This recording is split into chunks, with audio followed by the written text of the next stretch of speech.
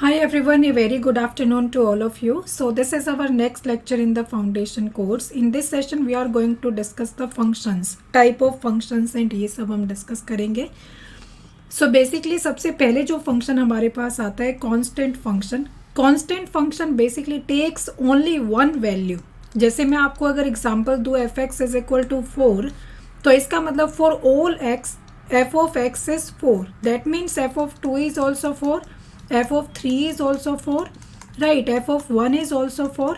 तो इसका जो ग्राफ बनेगा वो किस तरह से बनेगा आपको पता है कि we consider y is equal to f of x. x is consider to be the domain and y is consider to be from codomain या फिर आप रेंज बोल सकते हो. तो यहाँ पर आप देख सकते हो y of x is equal to 0. ये आपका ग्राफ है इस फंक्शन का. तो constant function is a function which takes only one value, एक कॉन्स्टेंट वैल्यू जो लेता है. उसके बाद नेक्स्ट आता है आइडेंटिटी फंक्शन. आइडेंटिटी फंक्शन एक ऐसा फंक्शन होता है जो x को x से ही मैप करता है. Getting my point. f of 1 is equal to 1, f of 2 is equal to 2, f of 3 is equal to 3. So it maps x to x. x को x से ही मैप करता है. जैसे यहाँ पर आप देख सकते हो. सो आइडेंटिटी फंक्शन का ग्राफ कैसे बनेगा. यहाँ पर y is equal to x है ना, y is equal to x. तो आइडेंटिटी फंक्शन का ग्राफ कुछ इस तरह से बनता है क्योंकि हर x के लिए यहाँ पर x इज इक्वल टू 2 है तो y is equal to 2 also. x is equal to 3, y is equal to 3, right. So therefore x is equal to 4, y is equal to 4. सो ये आइडेंटिटी फंक्शन है which maps x to x, same value को जो map करता है. उसके बाद next आता है मॉड्यूलस फंक्शन. मॉड्यूलस फंक्शन को हम लोग एब्सोल्यूट वैल्यू फंक्शन भी बोलते हैं. मॉड्यूलस फंक्शन का जो सिंबल होता है वो इस तरह से होता है मॉड ऑफ एक्स. इसको मॉड बोलते हैं, राइट. Getting my point. सबको पता होगा ये चीज़, इसको मॉड बोला जाता है. एंड आपको पता है कि एब्सोल्यूट वैल्यू किसी भी नंबर की क्या होती है, हमेशा पॉजिटिव होती है, राइट. जैसे एब्सोल्यूट वैल्यू ऑफ 0 क्या होगा, 0 ओनली. एब्सोल्यूट वैल्यू ऑफ 2 क्या होगा, 2. अगर मैं आपसे पूछूं what is absolute value of -2 तो आप बोलोगे 2 ओनली, राइट. बेसिकली ये सिर्फ मैग्नीट्यूड आता है, उसमें साइन नहीं आता है. सो एब्सोल्यूट वैल्यू किसी भी एक नंबर की जो एब्सोल्यूट वैल्यू होती है वो उसका मैग्नीट्यूड होता है पॉजिटिव टर्म्स में, राइट. तो 2 कैसे आया, ये माइनस ऑफ -2 किया हमने, राइट. सिमिलरली -3 का जो मॉड होगा वो क्या आएगा, माइनस ऑफ -3 आएगा, that is 3. Similarly mod of -2.5 क्या आएगा, is equal to minus of -2.5 which is equal to 2.5.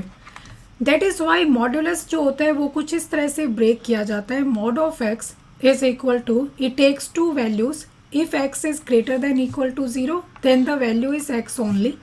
If x is less than 0 then the value is -x. आप देख सकते हो यहाँ पर 2 greater than 0 था तो as it is आंसर आ गया.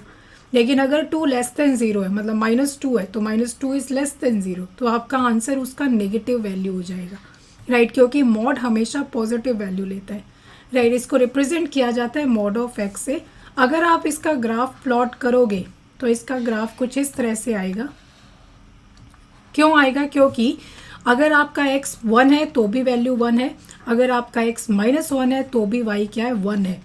एब्सोल्यूट वैल्यू हमेशा पॉजिटिव रहती है तो ग्राफ सिर्फ पॉजिटिव एक्सिस पर रहेगा, नीचे ग्राफ नहीं जाएगा. मतलब y सिर्फ पॉजिटिव वैल्यूज़ लेगा, x कोई भी वैल्यूज़ ले सकता है.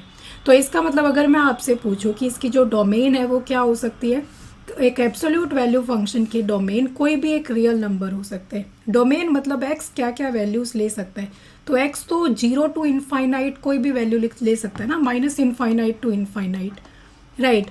लेकिन y क्या वैल्यू ले सकता है, y is equal to mod x है ना.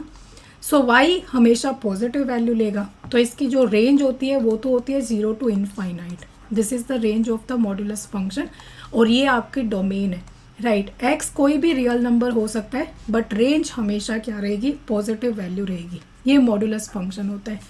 उसके बाद नेक्स्ट आता है, तो यहाँ पर वही चीज़ दिया हुआ है, we can apply the modulus function to any real number, positive हो चाहे नेगेटिव हो. The range of the modulus function is the set of non negative real numbers. अब देखो, एक तो होता है नॉन नेगेटिव, एक होता है पॉजिटिव. पॉजिटिव का मतलब है सिर्फ ग्रेटर देन 0, नॉन नेगेटिव का मतलब है इक्वल टू 0 भी हो सकता है. जैसे अगर जीरो की एब्सोल्यूट वैल्यू जीरो भी तो होती है, तो ये भी तो एक रियल नंबर है ना।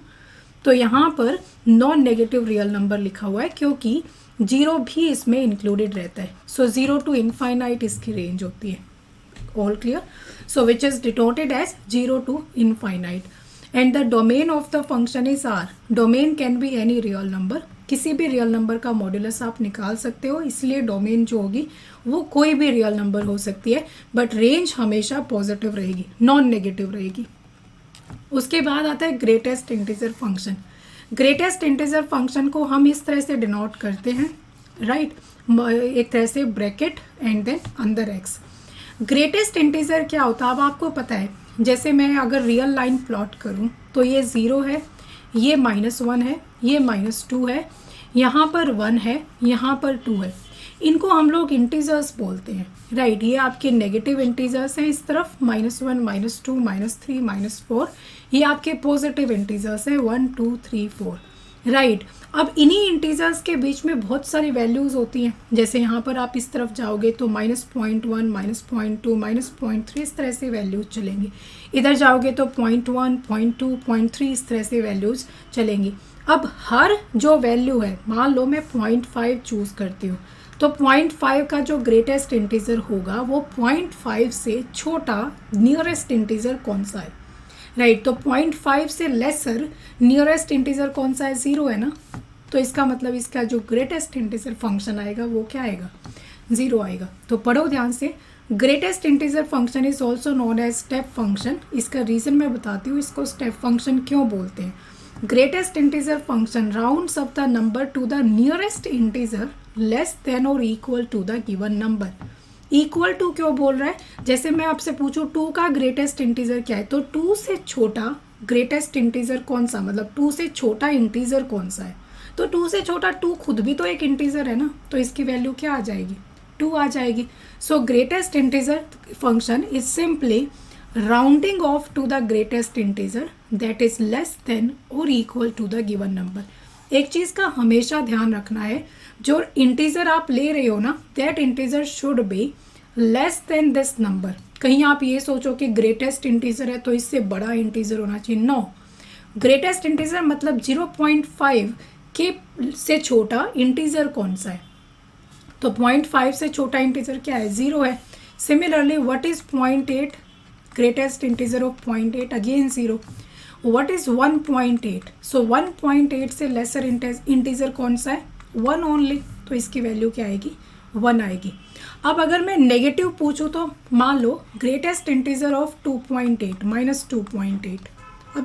अब ये बताओ -2.8 से लेसर इंटीजर कौन सा है। अब आप जीरोस की तरफ जाते हो तो 0 पर यहाँ पर -1 है, यहाँ पर -2 है और यहाँ पर आपका -3 है। और -2.8 कहाँ आएगा, यहाँ कहीं पर आएगा -2.8। तो -2.8 से लेसर इंटीजर कौन सा होगा, -3 होगा ना, -3 होगा, because -3 is less then -2, because हम नेगेटिव लाइन पर है। क्लियर है ना सबको। सो -2.8 से छोटा नियर बाई इंटीजर कौन सा है, -3 है।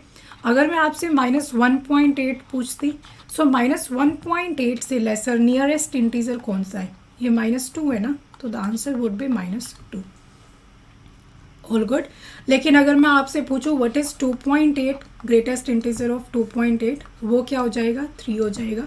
What is greatest integer of 1.8, वो क्या हो जाएगा, 1 हो जाएगा। सॉरी ये 2 हो जाएगा, 3 नहीं 2। लेसर इंटीजर हमें देखना होता है ना।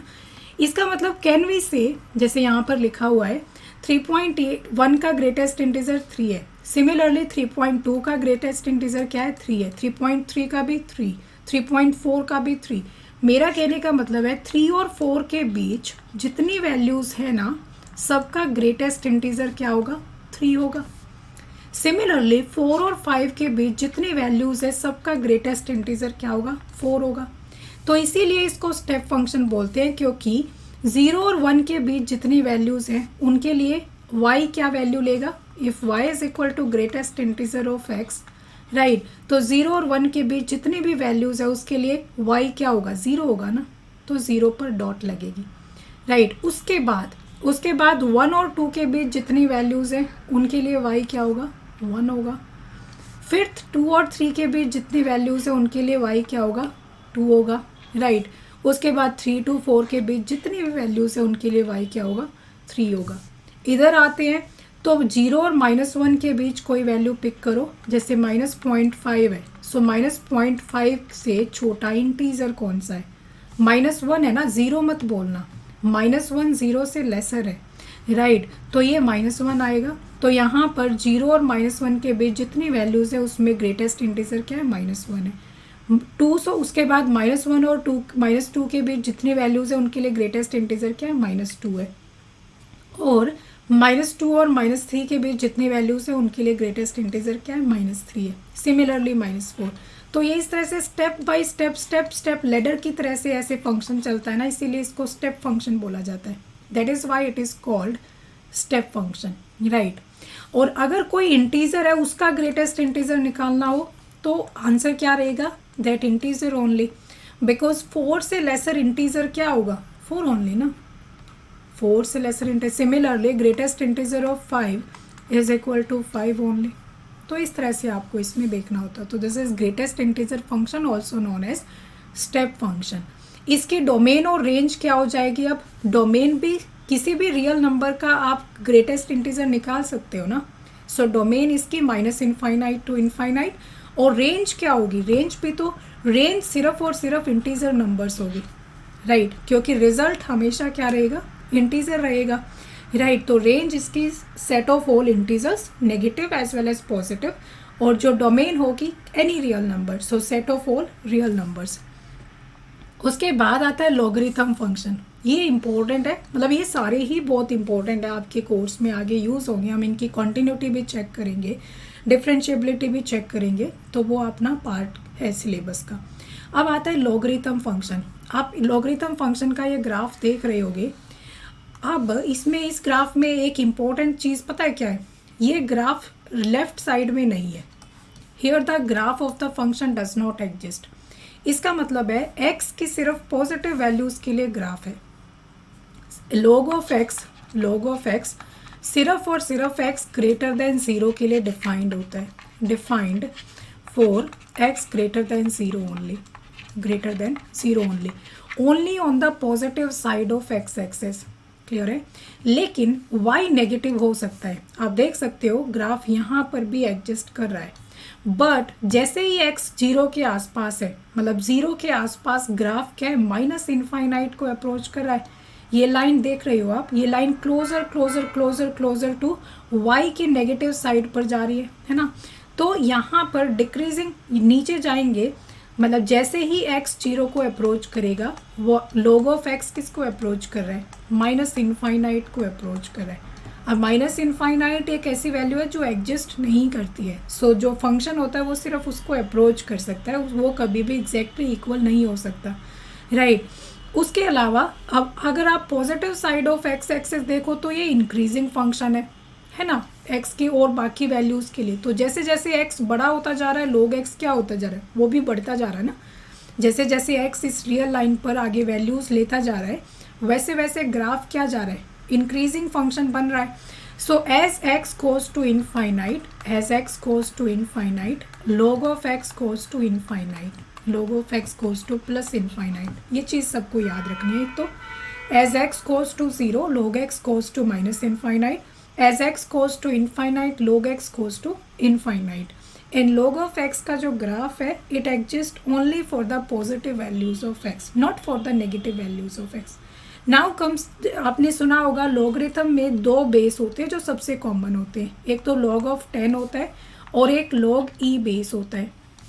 सब लोग क्या करते हैं, जैसे मान लो मैंने आपको बोला y is equal to log x, y is equal to log x, तो इसका मतलब x किसके इक्वल है, e to the power y के इक्वल है।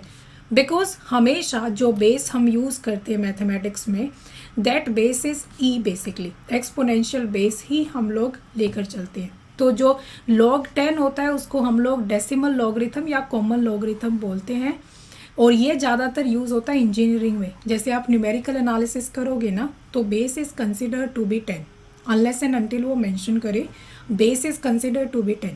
तो न्यूमेरिकल एनालिसिस में हम लोग log 10 में रहते हैं, अदरवाइज मैथमेटिक्स में हमेशा हम ई में रहते हैं। So when ever I say that y is equal to log x, आपको एज्यूम कर लेना है x is equal to e to the power y, except जब हम एन से डील कर रहे हो, राइट। तो there are two types of logarithm, one is the मतलब not two type only, two common types. एक तो बेस 10 वाला जो होता है और एक बेस ई वाला बेस जो होता है, ई को आइलर नंबर बोलते हैं, राइट। ये नेचुरल लॉगरिथम होता है। log of base e is considered to be the natural logarithm and log of base 10 is considered to be the common logarithm, right। तो इंटेग्रल में, कैलकुलस में, ODE में हर जगह हम लोग e कंसिडर करते हैं। यहाँ पर लिखा हुआ है कि x ग्रेटर देन 0 के लिए log x एग्जिस्ट करता है। अगर हम लोग बेस चेंज कर देते हैं, बेसिकली बेस का क्या रोल होता है, if I take log of ax where a is the base then x is equal to a to the power y। Similarly, if I take y is equal to log 10x, then x is equal to 10 to the power y, जो कि hardly रहेगा आपको ज़्यादा use नहीं होगा इसका। Similarly आपको ज़्यादा यूज़ होगा नेचुरल लॉगरिथम का, तो x is equal to e to the power y, ये हमें यूज़ करना है हर जगह पर, राइट। अब नेचुरल लॉगरिथम फंक्शन कुछ रूल्स होते हैं, इसके लॉग के कुछ रूल्स होते हैं, जैसे log of product of two functions, product of two numbers, ये ओपन किया जा सकता है log of a plus log of b की तरह, log of a plus log of b। Similarly if we have log of a by b then this is equal to log of a minus log of b minus log of b। Apart from this if we have log of a to the power m, तो power क्या होती है, front में आ जाती है, this can be written as m log of a, ये power rule होता है।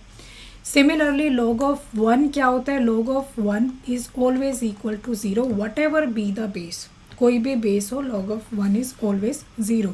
सो ये मेन फॉर्मूले हैं जो आपको याद रखने हैं, एक तो प्रोडक्ट रूल, एक कोशेंट रूल, एक ये power rule, and log of 1 is equal to 0।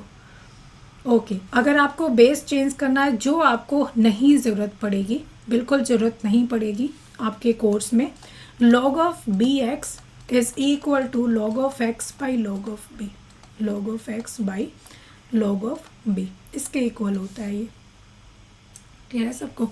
और कुछ इंपॉर्टेंट रूल्स क्या होते हैं, अगर बेस सेम है और यहाँ पर वैल्यू भी सेम है, दैट मीन्स log ऑफ 10 क्या होता है, 1 होगा।